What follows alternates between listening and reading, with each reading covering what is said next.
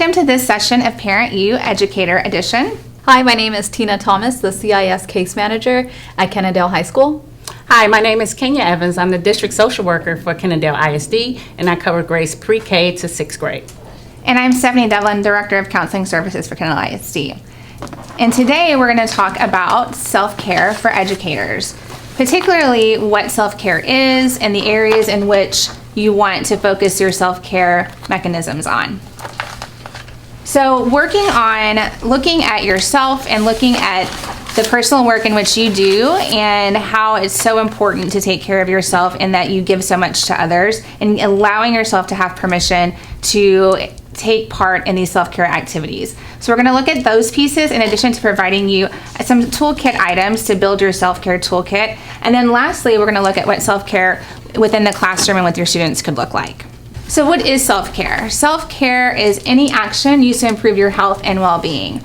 And these are the 6 elements of self-care that ultimately you want to spend every part of your day focusing on. So physical, psychological, emotional, spiritual, social, and professional. And so what we learn from experience, we can share with others. So when we learn to take care of ourselves, that only helps us grow the potential in others even more so. So in building your self-care toolkit, which we'll talk about in a little bit, we want to focus on all of these 6 areas, elements of your life, and how you can support those.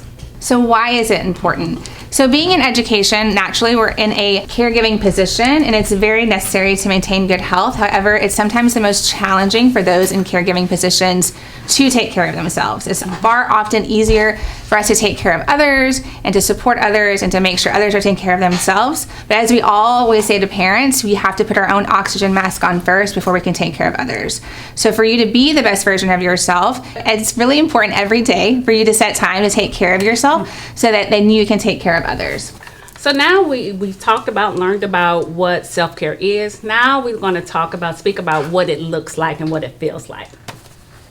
So these on the side, you'll see that there are some different tool tip lists that you can use that you can get off the internet or you can even create yourself. And so I just want to go over some of the things that, to be mindful of that you can use as ways to help as far as self-care, being an educator. So one of the things is self-awareness. Sometimes with us just being aware that we have, that we're in a very tough state at this point. So we use that, we're aware of how we're feeling and we need to kind of take a pause and step back. Another thing is listen to your favorite genre of music. That also helps soothe you and calms you. It's something that you can really focus on that really that catch your attention. Also laughter. I always say laughter is good for the soul. Mindfulness, again, that is something that helping you remain present. Come present and to be able to kind of just think your thoughts, to process your thoughts so that you can be able to think thoroughly on how to move forward in your day. Reflection. Reflection is something that's just looking at ourselves. Sometimes we have to look at things that has helped us get through situations before. So reflecting on how we feel is also a good way of being able to provide that self-care for yourself. Nature. Nature is something that is just taking a walk outside, getting some fresh air. That also kind of helps set the tone and kind of bring you back down and bring you present as well. And then another thing that I thought was a great idea for teachers is at the end of the day, your desk can be cluttered. And so taking that 5 minutes of just clearing your workspace allows you, one, to really get order in to get you prepared for the next day, but even more so allowing you to just declutter and take that time for yourself and in that moment to just breathe.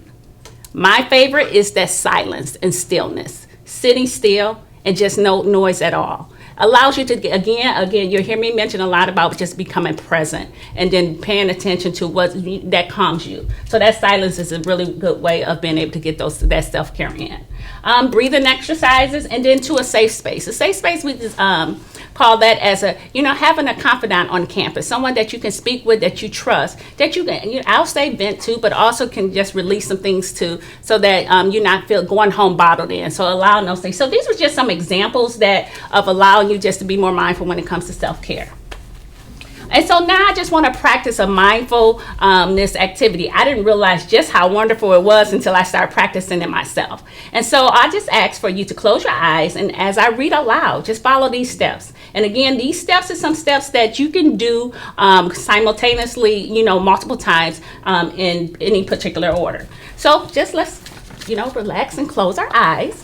And so what I want you to do is bring your shoulders up And then we're going to bring them down. And mind you, when we bring them down, we're not hunching over, bringing them up. We're not hunching over. We're actually pointing them up. And then we're bringing them around. And then let's try it again. Now we're bringing our shoulders up to our ears again.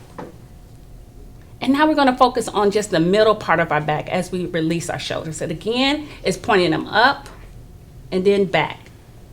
And then we're going to do it again. So bring your shoulders up. And then now we're going to focus on this bottom part of our back. Again, that's like you pulling your back all the way, shoulders back, like you're holding a tray. And again, you can practice this at any time. One of the things I suggest is for you to record yourself. And so you can sit at your desk and listen to yourself and follow those steps as well. Now we're going to talk about self-care for the students. I love the idea of practicing self-care with our students because it allows us to set a tone of unity and support. We can all use a reminder to care for ourselves, so why not do this with our class? So here are a list of suggestions to incorporate self-care in the classroom. Some of my favorite include setting affirmations with your class and having a worry jar on your desk. So setting affirmations for a class is helpful to remind yourself and students to be intentional with their time with you. This may look different from class period to class period, and it's important to incorporate your students in that class to suggest an affirmation for that class. Using a worry jar can help you better connect with your students.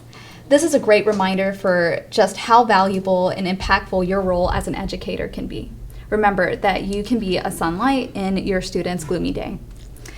Incorporating self-care tips like this into your classroom shows students just how important it is to put mental health first, and what better way to do that than practicing it ourselves. Here's a list of resources for students, staff, or even parents. Whether you're an educator, parent, or student, please feel free to use this list of resources to find self-care tips that work best for you. And in our next teacher edition of our Wildcat Wire, we'll have these links available for you so that you can access them and click on them, and they'll be readily available. We also want to remind you that our campus counselors and support staff are available for you at any time, so please reach out if you were to need anything. And as we are in the season of gratitude, we just want to say thank you for all the work that you do. We are so grateful for each and every one of you. And thank you for joining us today for this Parent U Session Educator edition of Self-Care.